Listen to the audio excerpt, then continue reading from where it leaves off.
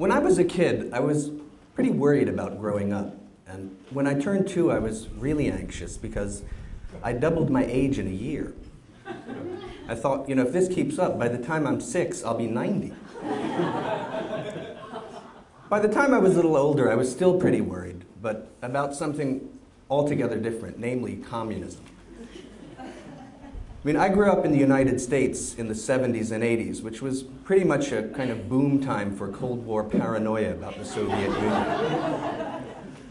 We were all absolutely terrified of the Russians. In fact, one of my friends actually had a bomb shelter in his backyard. According to the Reagan administration, the communists were on the verge of overrunning us from the south. A bit like the swarms of killer bees and fire ants that were supposedly on their way up from Mexico around the same time. Like a lot of Americans, I was convinced we were on the verge of a nuclear holocaust. But then the wall came down and the Cold War ended. And the threat of communism just kind of evaporated.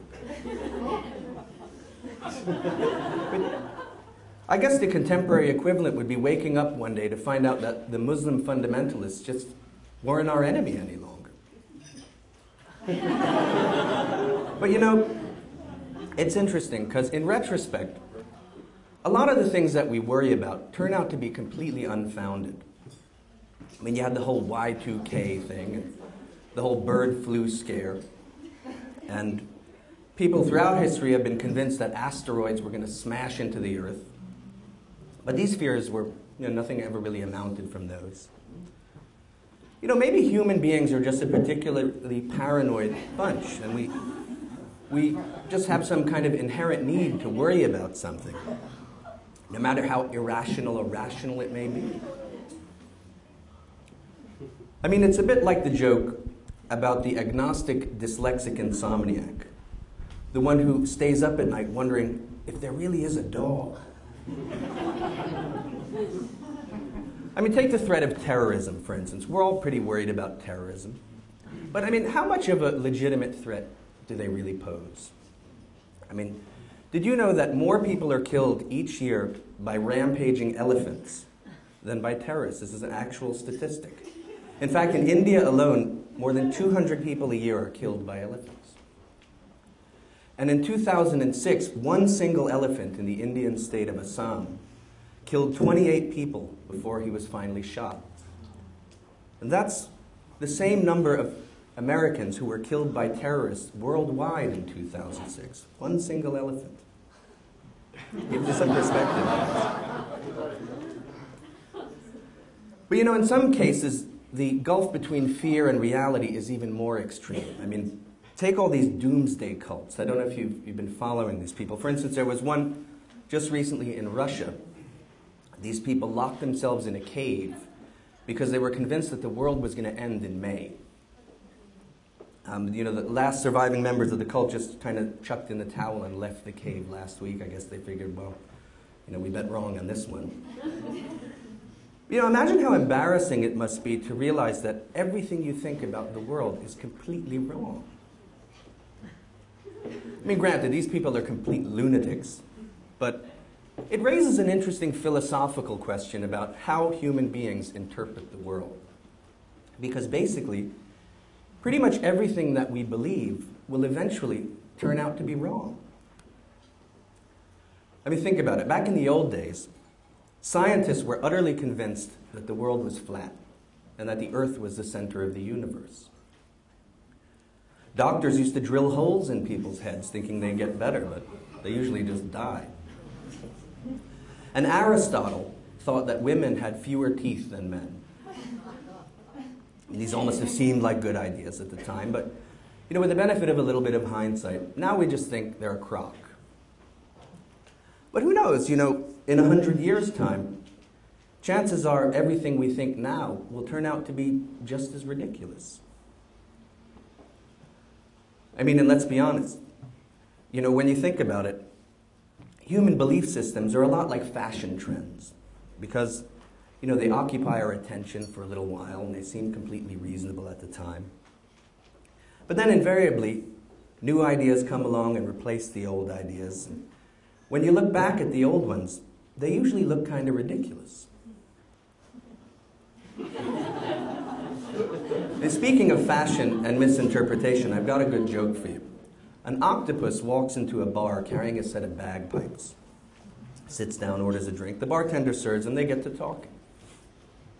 Bartender says, "So, you going to play that thing later?" "Play it," says the octopus. "As soon as I can figure out how to get the pajamas off it, I'm going to fuck it." But getting back to communism for a minute, you know, we probably shouldn't have worried so much about communism in the first place, because, you know, the communist project was pretty much doomed from the start. I mean, they wanted to build a utopian world with no religion, no social classes or inequality, no private property or ownership, which was aimed at a state of full communism where the state would eventually wither away and people could pretty much pursue whatever it is they wanted. It's a pretty good idea, especially at the time, because before the revolution in Russia, people lived in the most appalling and miserable conditions of poverty under the czars. Be a pretty good idea now, too, with all the religious wackos and warmongers and profiteers and criminals running around. Because let's be honest, I mean, it's not like global capitalism is any particular paradise for most people. But you know, the thing is with building a utopia is that in practice, it never quite lives up to the theory. You know, it's actually a bit like building one of those colonies of sea monkeys. I don't know if any of you have seen those things. It's the kind of thing you can buy from comic books. You know, according to the ads, it starts out with so much promise. You can engineer your own little undersea kingdom of sea monkeys where they can lie around joyously and peacefully, and they live in little castles, they have little crowns, they're very friendly, they wave to you. It looked fantastic. I bought them as a kid.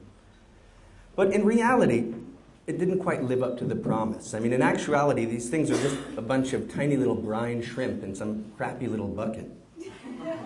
They don't have crowns or castles, and they never say hello. And eventually they die and stink, and you have to pour the whole thing down the drain. You know, in the same way, the Soviet communist project went down the drain pretty quickly as well, despite all the grandiose hopes and predictions. Because basically, they just set their expectations too high. Because at the end of the day, you know, people are just not decent enough and well-intentioned enough to live in peace and harmony with each other. It simply goes against human nature. I mean, you can tart up a pig all you like, but it's still going to be a pig. Or by the same token, you can dress up a chimp for a night on the town, but it's not going to make him a gentleman. And the same thing is true of people. For instance, first of all people are just not created equal. I mean, think about it. 50% of the people that you meet are below average, statistically. And second of all, people are just a bit too greedy and competitive for a system like that to work. I mean, they want to eat all that they can, drink all they can, buy everything they want, whether they can afford it or not, and then show it off and lord it over their neighbors. And all the propaganda in the world is simply never going to change that. And that was the problem with the communists, because at the end of the day, they basically just wanted to live like capitalists, live the capitalist good life, especially the kingpins who were in charge. And it's very interesting because that desire is subconsciously visible in their fashion choices. I don't know if you ever noticed, but look how much communist Mao suits look like leisure suits. Very interesting.